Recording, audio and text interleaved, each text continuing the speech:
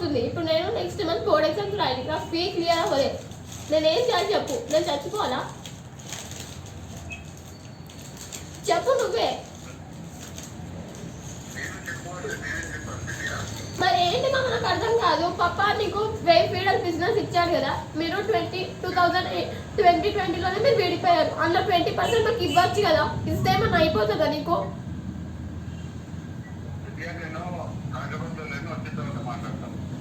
లేదు, ఇప్పుడు నేను మాట్లాడాల్సింది నాకు ఏదో ఒకటి తేలాలి.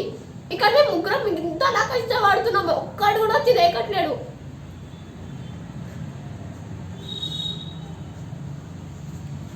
ఇక్కడ మా మమ్మీ కాళ్ళు పోయినాయి. చెప్పు, 40,000 మేము ఎట్లా బ్రతకాలి నెక్స్ట్? నాకు అర్థం కాదు.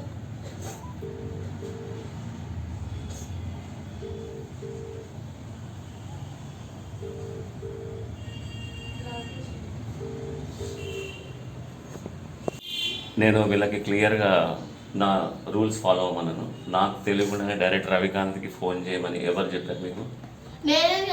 నువ్వు చేసావు కదా.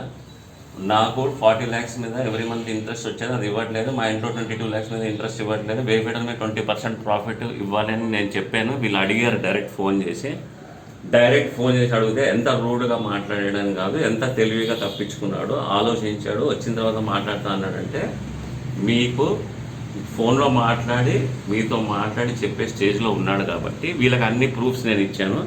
వీళ్ళు నాకు హెల్ప్ చేస్తా అన్నారు. వెళ్ళి మాట్లాడి కావాల్సిన డీటెయిల్స్ అన్నీ పెడతాను ఫేస్బుక్లో, యూట్యూబ్లో. వీళ్ళు హెల్ప్ చేస్తాను, చాలా థ్యాంక్స్. ఒక నిమిషం. హైదరాబాద్కి వచ్చిన తర్వాత మాట్లాడతాడంట, హైదరాబాద్లో లేడంట. అయితే మీకు కావాల్సిన డీటెయిల్స్ అన్ని నేను ఇస్తానన్నాను. మీరు వెళ్ళి ఆయనతో మాట్లాడి సెటిల్ చేసుకొని అన్ని ప్రూఫ్స్ ఉన్నాయి నాకు, ఏమేమి తీసుకుంటో. అంతకుముందు ఫోన్ చేసే మీ ఐఏఎస్ వచ్చిండు అని నా దగ్గరకు వస్తున్నారా అని మిమ్మల్ని అన్నాడు కదా. ఇప్పుడు మంచిగా మాట్లాడాడు కదా. అంతకుముందు అలా అన్నాడు కదా, దానికి కూడా సారీ చెప్పమన్నాడు మా పాపం అన్నీ ఉన్నా కానీ ఆయన మళ్ళీ గొడవలు ఎందుకని చెప్పి వెళ్తే మీరు ఆయన అలా అన్నందుకు కూడా సారీ చెప్పాలి అన్నాడు. మాకు అలా చెప్పినందుకు సమాధానం. అన్ని ప్రూఫ్స్ ఉన్నాయని కూడా చెప్పాను. నువ్వు చెప్పు, అన్ని ప్రూఫ్స్ ఉన్నాయని చెప్పాను కదా నీకు అన్నీ. మీరు అడుగుతారా ఫేస్బుక్, యూట్యూబ్లో? నువ్వు, దివ్య, నేహా, ఓకే.